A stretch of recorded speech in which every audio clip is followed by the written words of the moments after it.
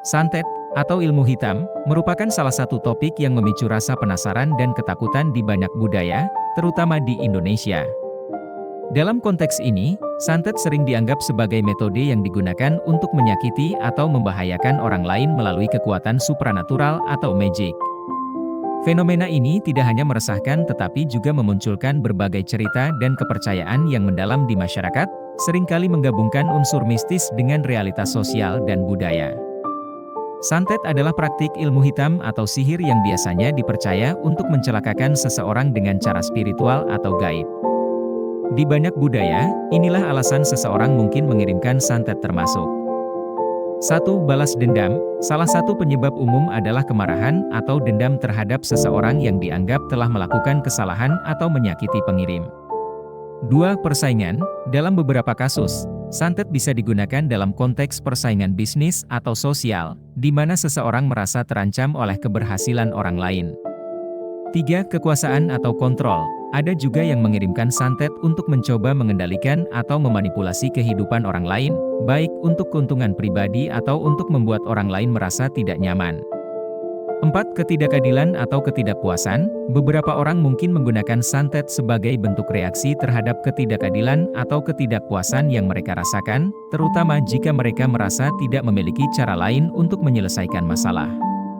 5. Keyakinan dan tradisi. Di beberapa komunitas atau budaya, praktik santet masih dianggap sebagai bagian dari kepercayaan tradisional, dan seseorang mungkin mengirimkan santet berdasarkan keyakinan budaya atau agama.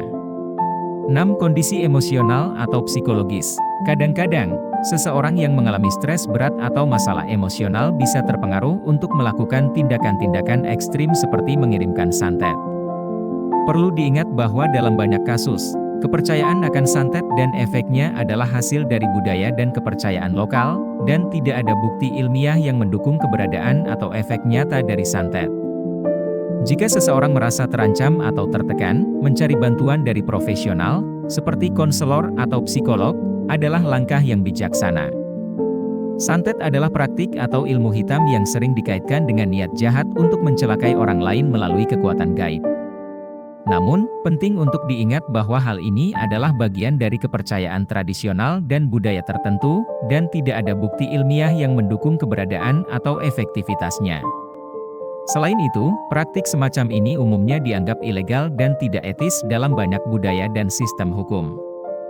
Jika Anda merasa ada ancaman atau bahaya, ada banyak cara yang lebih konstruktif dan positif untuk menghadapinya. Berikut beberapa langkah yang bisa diambil. 1. Bicarakan dengan profesional. Jika Anda merasa terancam atau khawatir, berbicara dengan seorang konselor atau psikolog bisa membantu mengatasi ketakutan dan kecemasan. 2. Konsultasi dengan pihak berwenang.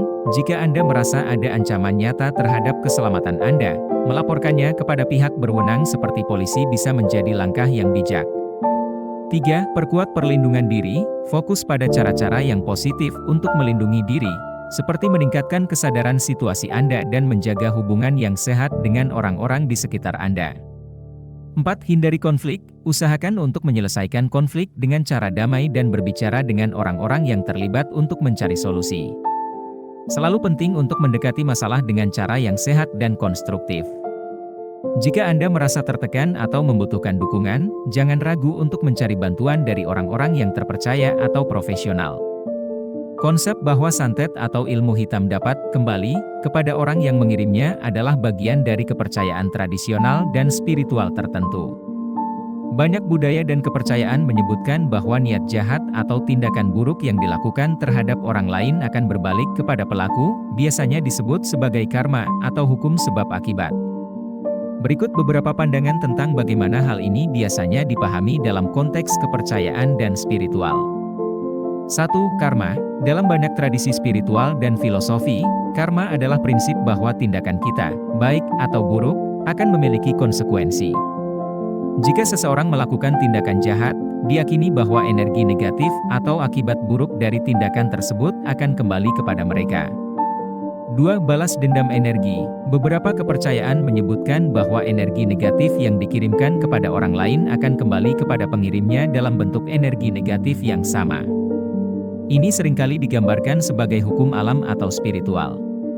3. Kekuatan spiritual. Dalam beberapa praktik spiritual, diyakini bahwa ada kekuatan atau entitas spiritual yang menjaga keseimbangan dan keadilan. Orang yang melakukan tindakan jahat mungkin akan mendapatkan pembalasan dari kekuatan-kekuatan ini. 4. Penyesalan dan pengakuan. Dalam banyak sistem kepercayaan, kesadaran dan penyesalan terhadap tindakan jahat dianggap penting. Mengakui kesalahan dan berusaha memperbaiki perilaku bisa menjadi cara untuk menghindari akibat negatif. Namun, penting untuk diingat bahwa keyakinan tentang santet dan hukum karma sangat bergantung pada konteks budaya dan keagamaan.